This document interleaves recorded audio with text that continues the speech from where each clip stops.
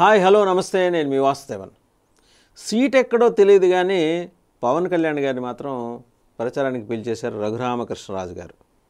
ఆయన ఉగాది శుభాకాంక్షలు చెప్పడం కోసం పిఠాపురంలో పవన్ కళ్యాణ్ గారిని కలిశారు. పవన్తో ప్రత్యేకంగా భేటీ అయిన తర్వాత ఆయన మాట్లాడారు మీడియాతో. తన ఎన్నికల్లో పోటీ చేయడం ఖాయం, ప్రచారానికి రావాలని పవన్ కళ్యాణ్ ఆహ్వానించాను అని చెప్పారు. అయితే పోటీ ఎక్కడో మాత్రం తనకే తెలియదని రఘురామ్ అంటున్నారు. ఇదే అండి ఇంతటి చిక్కేందంటే క్లారిటీ ఇచ్చినట్టే ఇస్తారు, మళ్ళీ క్లమ్జీగా మాట్లాడతారు. రఘురామ గారి పోటీ మీద ఎలాంటి క్లారిటీ ఎందుకు రావటం లేదు? ఆయనకి నరసాపురం ఎంపీ సీట్ ఇప్పించేందుకు చంద్రబాబు ప్రయత్నిస్తున్నారుట. మళ్ళీ ఇది కూడా టీడీపీ అనుకూల సోషల్ మీడియా రాసింది. ఓ పక్క బీజేపీ సీనియర్ నాయకుడు సిద్ధార్థ సింగ్ ఏం చెప్పారు? లాల్ బహదూర్ శాస్త్రి గారు మనవడు ఏపీ ఎన్నికలకి ఆయన ఐ థింక్ పర్యవేక్షకుడిగా వచ్చినట్టున్నారు. ఇచ్చిన క్యాండిడేట్స్ని మేము మార్చం అంటున్నారు. మరి నరసాపురం నుంచి మళ్ళీ పోటీ చేయించడానికి చంద్రబాబు గారు బీజేపీని కన్విన్స్ చేస్తారు.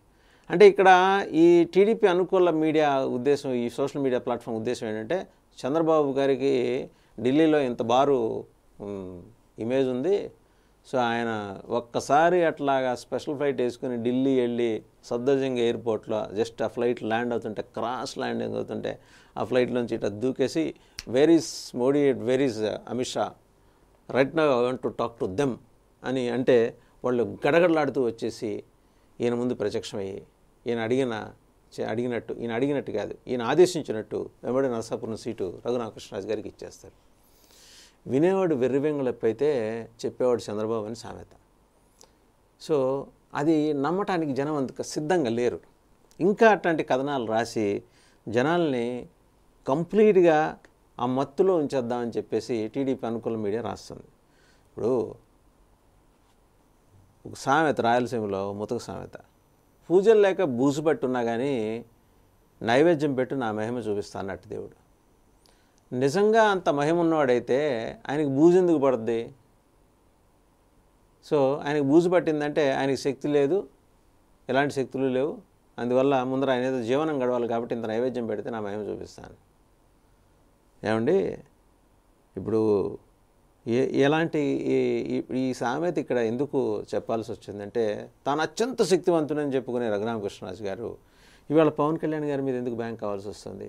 చంద్రబాబు గారి మీద ఎందుకు బ్యాంక్ కావాల్సి వస్తుంది? తాడేపల్లిగూడెం సభలో ఆ రోజు ఎంతో ధైర్యంగా ఈ మూడు పార్టీల్లో ఏదో ఒక పార్టీ నుంచి నేనే నరసాపురం నుంచి పోటీ చేస్తానని చెప్పిన రఘురామకృష్ణరాజు గారు ఇవాళ ఎందుకు తగ్గి మాట్లాడాల్సి వస్తుంది?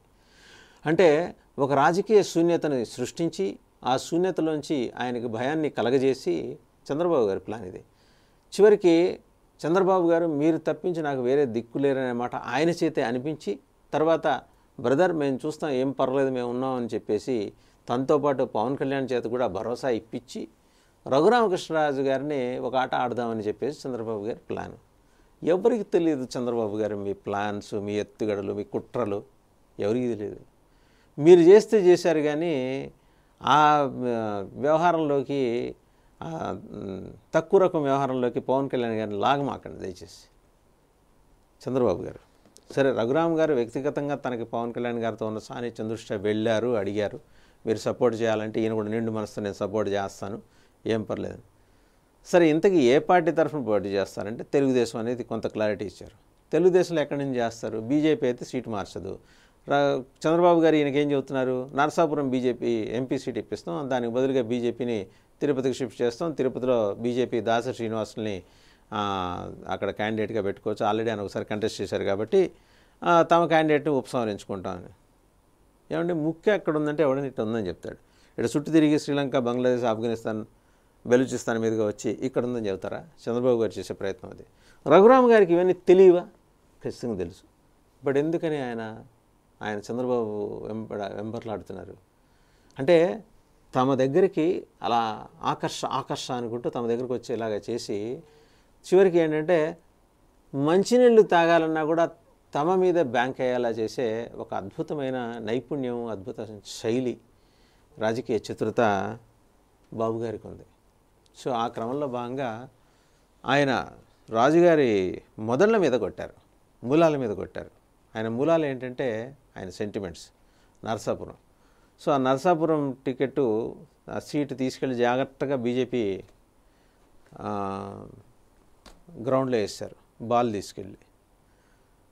ఇప్పుడు నాకేం తెలీదు, వాళ్ళు గట్టిగా డిమాండ్ చేస్తున్నారు గో అండ్ అప్రోచ్ బీజేపీ అని. బీజేపీ వాళ్ళు రఘురామ్ గారి విషయంలో క్లారిటీ ఇచ్చారు. ఇందాక చెప్పాక సిద్ధార్థ్ సింగ్ గారు, లాల్ బహదూర్ శాస్త్రి గారు మనోడు, అయ్యా మేము సిట్టింగ్ ఎంపీలని మేము మార్చము, వెరీ క్లియర్. అంటే సిట్టింగ్ ఎంపీలు అంటే వాళ్ళు ఆల్రెడీ డిక్లేర్ చేసిన ఎంపీ స్థానాల్లో అభ్యర్థుల్ని మార్చము, లోక్సభ స్థానాల్లో ఎంపీ అభ్యర్థులను మార్చమని చెప్పారు. ఎమ్మెల్యే అభ్యర్థులను మార్చరు. మరి ఇంకా ఆప్షన్ ఏముంది? తెలుగుదేశం. ఎక్కడి నుంచి చేయాలి? ఉండిలో చేయాలి. ఇంతకుముందు నరసాపురం నుంచి కంటెస్ట్ చేశారు ఆయనే, తెలుగుదేశం క్యాండిడేట్ ఉండిలో. మరి ఆయన కన్విన్స్ చేసుకోవాలి. ఇది కాక ఆల్రెడీ ఒక క్యాండిడేట్ అక్కడ రెడీగా ఉన్నాడు, ఒకవేళ ఎగ్జిస్టింగ్ క్యాండిడేట్కి టికెట్ ఇవ్వకపోతే నాకేంటి అనగటాన్ని ఆయన్ని కన్విన్స్ చేసుకోవాలి. ముగ్గురు క్షత్రియులే అయ్యిండి. ఇప్పుడు వాళ్ళ మధ్య కీచులాట అయ్యి మిగిలిన ఇద్దరు ఇండిపెండెంట్గా కంటెస్ట్ చేస్తే, ఒకవేళ ఈయనకు బీజేపీ సీటు కనుక చంద్రబాబు గారు ఇప్పిస్తే అదొక ఉపద్రవం. ఎందుకంటే ఏదైనా అనుకొని రిజల్ట్ వస్తే బాధపడాల్సింది తెలుగుదేశం, బీజేపీ, జనసేన. బీజేపీకి ఆ రిస్క్ అవసరం. ఆల్రెడీ 5 పారాచూట్ వాళ్ళకి. మళ్ళీ కొత్తగా తలకాయ నొప్పి ఉన్న 6వ సీటు నరసాపురంలో ఈ తలకాయ నొప్పి అవసరమా? వాళ్ళకి ఆల్రెడీ పార్టీకి సీనియర్ నాయకుడు ఉన్నాడు, ఆయన పేరు శ్రీనివాస్ వర్మ గారు, బీజేపీ సీనియర్ నాయకుడు, పార్టీ జనరల్ సెక్రటరీ. ఆయన ఉన్నాడు కదా, ఆయనకి ఇచ్చుకుంటాడు. ఆయనకి ఇచ్చారు ఆల్రెడీ బీజేపీ వాళ్ళు. ఆయన ప్రచారం చేసుకుంటున్నాడు, వెళ్తాడు, తన ప్రొఫెషనల్స్ ఏంటో నిరూపించుకుంటాడు. మరి మీరు ఆల్రెడీ తెలుగుదేశం పార్టీలో చేరారు కదా, మీకు లుక్రేటివ్ ఒక సెగ్మెంట్ ఏదన్నా ఆ నర్సాపురం పార్లమెంట్ పరిధిలో ఏదన్నా చంద్రబాబు గారు ఎందుకు ఇవ్వట్లేదు? రఘురామ్ గారు ఇది ఆలోచించాలి కదా. ఉండిస్తానని కాసేపు, ఉండండి అని కాసేపు, ఉండొద్దండి అని ఇంకొంచెం సేపు చెప్పి ఆయన మానసికంగా ఎంత చిత్రవద చేస్తున్నట్టు ఒకసారి ఆలోచించాలి. రఘురామ్ గారు ఇదంతా ఆలోచిస్తూనే ఉంటారు. అయితే ఏంటంటే నెక్ ఆఫ్ ద మూమెంట్కి వచ్చేప్పటికీ ఏం జరుగుతుందనే టెన్షన్ ఏ అభ్యర్థికైనా ఉంటుంది. రఘురామ్ గారు దానికి మినహాయింపే కాదు. నేను ఒకటే అడుగుతున్నా, ఒక 1000 రోజుల పాటు రచ్చబండ పెట్టి 1000 రచ్చబండలు పెట్టి ప్రభుత్వాన్ని దునుమాడి గుడ్డలు జించేసి జగన్మోహన్ రెడ్డి గారిని నానా రకాలుగా బీభత్సం చేసిన రఘురామకృష్ణరాజు గారిని ప్రొటెక్ట్ చేసుకోవటం అనేది, రఘురామ గారు తనను తాను ప్రొటెక్ట్ చేసుకోవటం కన్నా కూడా టీడీపీ ప్రొటెక్ట్ చేసుకోవడం అనేది చాలా ఇంపార్టెంట్. ఒక వ్యక్తి, ఒక వ్యవస్థ, ఒక అతిపెద్ద ప్రిన్సిపల్ అపోజిషన్ పార్టీ చేయలేని ఒక వ్యక్తి చేశాడు. ఆయన రక్షించుకోవాల్సిన పరిస్థితి టీడీపీదే. టీడీపీ డిజోన్ చేసుకుంది అనుకోండి, టీడీపీ ట్రూ కలర్స్ని జనం ఇట్లా మంచి ఈస్ట్మన్ కలర్లోనూ 70mm చూపిస్తారు. సో అందుకు టీడీపీ సిద్ధంగా ఉందా? చెప్పలేం. అంటే ఈరోజు గడిచిందా లేదా, ఈరోజు మనం విజేతలుగా ఉన్నామా లేదా అనేది చంద్రబాబు గారి పాలసీ. ఈ క్రమంలో ఈ ఎన్నికల్లో వాళ్ళు కాన్సన్ట్రేట్ చేసి ఒకవేళ రఘురామ్ గారిని అభ్యర్థిగా నుంచోబెడితే, సొంత ఇంటెలిజెన్స్ సర్వేలో ఆయన అభ్యర్థిగా నుంచోబెడితే ఓడిపోయే ప్రమాదం ఉందని చెప్పేసి వచ్చిందట టీడీపీకి. అందుకని గేమ్ నాంచేసి, బాగా నాంచి చంద్రబాబు గారు చివరిలో సారీ బ్రదర్, మిమ్మల్ని మేము బాగా చూసుకుంటాం, మిమ్మల్ని ఎక్కడ పెట్టాలో మాకు తెలుసు అని. ఈయనకో సరదా ఉంది. అసెంబ్లీ కన్నా వెళ్ళి ప్రతిపక్షానికి జగన్ వస్తే జగన్మోహన్ రెడ్డి గారి చేత అధ్యక్ష అని పిలిపించుకునే సరదా ఈయనకుంది.